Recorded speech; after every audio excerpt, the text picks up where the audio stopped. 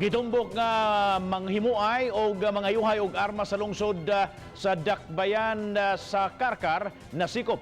Alang sa detalye adunay live update si Luan Mirundina. May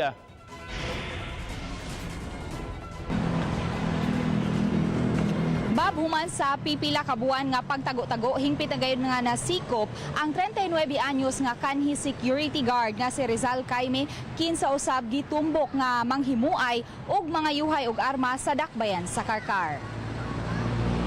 Pinasikad sa search warrant nga gi-issue ni Judge Gilbert Moises, nasikop si Caime sa panimay niini sa Barangay Liboron, Dakbayan sa Karkar, alas 3 gahapon sa hapon.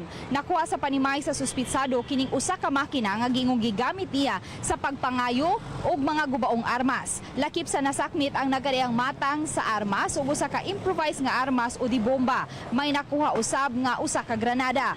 Gisusi pa karon sa Karkar Police kung may kalambigitan ba si Caime sa mga insidente sa pagpamusil sa Dakbayan sa Karkar.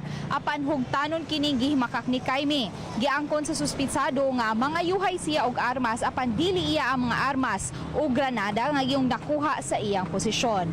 Bab, karong hapon gikatakdang pasakaan og kaso si Caime dito sa Dakbayan sa Karkar subay sa kalapasan sa Republic Act 10591 o kalapasan sa Comprehensive Law on Firearms and Ammunition. Bab?